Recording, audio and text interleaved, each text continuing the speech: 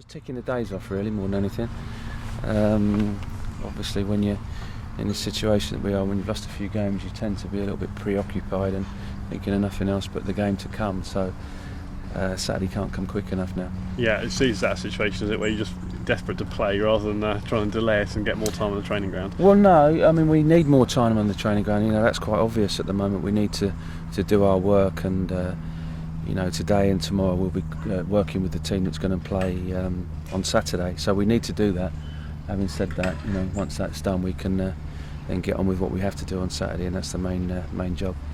I suspect I know the answer to this question, but is it a good time to be playing Doncaster? Because you know they had a dreadful start to their season. What's the answer? I reckon you'll say, well, look, we've got to play them at some point. We just play the game that we've got ahead of us. That's it. Good, excellent. What about the team that you're going to put on the field? Because obviously there are 3 new signings playing on Saturday last week. Yeah, I'm picking a team to play, and you know, I'm going to try to pick the best team I can to try and win. That's all I can do. And at the moment, that best 11, you know, there's a toss of a coin between the best 11 and what the performance that we've got. You know, there's players with big reputations, and the performances aren't matching the reputations at the moment, and we all know that. And we're all in it together. We know that as well. You know, we've had a lot of good times here, and you know, our season's got to start very, very quickly. Are you confident that Adam Lafondra could be the answer, goal scoring wise? I don't want just one person to be an answer. This time last season, Shane Long wasn't the answer because he wasn't scoring. So you know, people were clamouring to leave Shane Long out of the side, including your radio station. So, or someone at your radio station. So, I think the thing for me, it's not just about one person; it's about the whole group, and we have to get the whole group right. And that's the most important thing. I've done my research. You might hate it, you might like it. Of your leading goal scorers here at Reading Football Club, 5 of the 6 leading goal scorers didn't play last week. So that's the likes of Church and Hart and Hal Robson-Carnew and Noel Hunt and a couple of others, no doubt. So you're trying to obviously score goals. Do you think what's the issue there? Does that say anything, that stat? I'm not sure. It's about there's a lot of issues going on at the moment. We have to make sure that no team comes to Medeski and outworks us. You know, there's times when teams will come to Medeski, outplay us, but we'll still win. So you know, the most important thing for me, and you alluded to it last week when we spoke, was you know, we have to make sure that we look like we are giving absolutely 110%, and that's the most important thing. So that's the first criteria. You know, our shape has got to be right. You know, we have to play a certain way to do whatever it takes to get a result, because we've lost some games now. I'd like to think that, you know, we get the benefit of the doubt off the back of 18-20 months of what has been only success, apart from the first 5 games when I was caretaker manager. You know, this is my worst run, obviously, as a manager, and there's nobody more aware of that, and just trying to get the right result and do what we have to do. So that 110% and look like you're giving 110%, I mean, that's sort of body language thing, isn't it? And actually some sports people can quite competently be giving 110%, sort of looking effortless almost, can't they? Well, some do, you know, but I think body language is important. I think the most important thing, even if confidence is low, what you can do is you can give us everything that you've got. And I'm not saying that's not happening. I'm sure that is happening. And sometimes people are trying so hard on their own and not within the concept of the team. But you know, we know what we're doing here. We've had a very, very difficult summer, which I hate talking about. I don't want to talk about anymore. But it's obvious. It's obvious, and we're having to start again. Really, and that's how I feel. So I'm looking forward to the challenge, and it's a real challenge. Because you've almost touched on it there, but is there a danger you could try too hard in a situation like this, where actually what you need to do is throw the shackles off, relax and play? A little bit. There's a little bit of that going on as well. You know, we all know we need to know what our jobs are, what's required, and that's one of the things about this team. Over a long period of time, we've always known what's required, our jobs. But you have to play. You have to relax. You have to get on the ball. You have to pass the ball. You know, the crowd are going to play a big part in it for me. You know, we really, really need the crowd.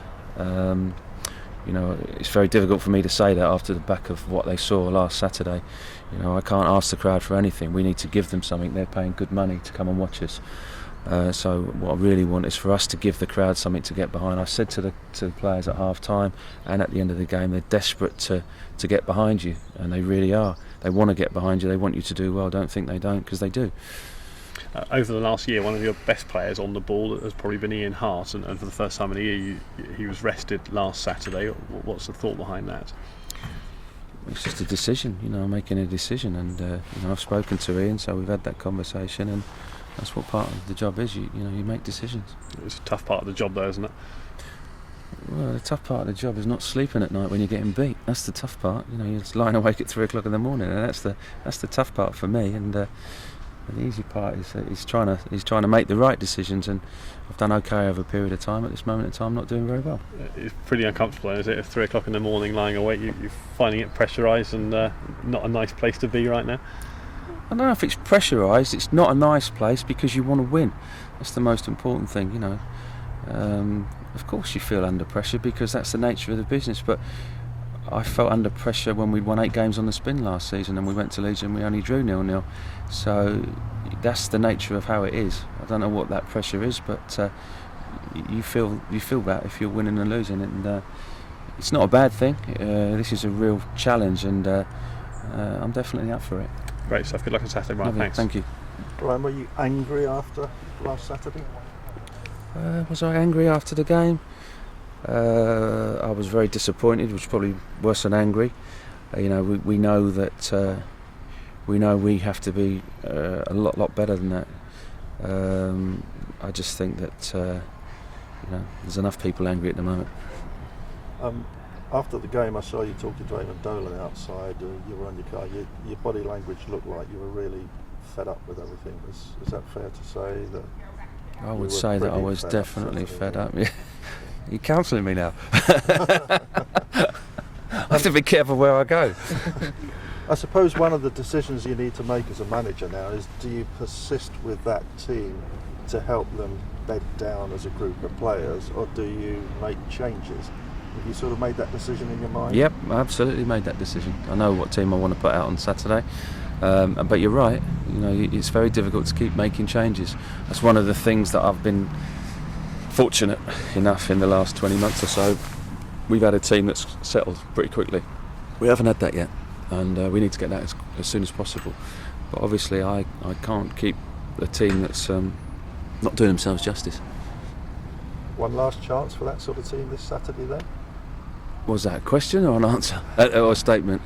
It could be a rhetorical. Well, listen, I have a team that I've picked. I think it's the right team. I have to show absolute faith in the players. The players are looking to me at the moment for the answers, and we've got to get those answers on Saturday. Let's be positive. Kasper Gortz looks a really quality player. Yeah, absolutely. He's a great lad. Spoke to Kasper after the game against Watford. I brought him into the room and I said to him, obviously when I signed you, we had discussions about where we thought we could go. Kasper thinks we've got real quality in our dressing room, and we need to iron out a few things that we've got going on, and that's what we're aiming to do. And obviously he's well qualified to talk about that, because he played in a team that won the league last season, and I managed a team that was a post width away from going into the Premiership. So hopefully we've got people around that know what they're doing. Adam looked buzzy, didn't get much service, but looked like he could do the job. Yeah, it's a tall order. You're asking someone to come in on their first day, very difficult. So we're going to work with the group, and that's what we've always done, and we've done that win, lose or draw. And last week you said to Johnny that you hadn't read blogs and that. Are you the sort of person that does read your reviews or comments, or do you just not bother? Well, I didn't when we were winning, so I don't see it's probably not very good at the moment, I would imagine, so no point me reading it really. So I didn't when we was winning, so I probably won't do when we're losing. I have to just focus solely on what I have to do.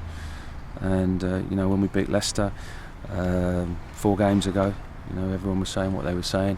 We're in a poor run of results at this moment in time. We know that, and all we can do is get on with this game that we've got. That's all we've got is Saturday's game.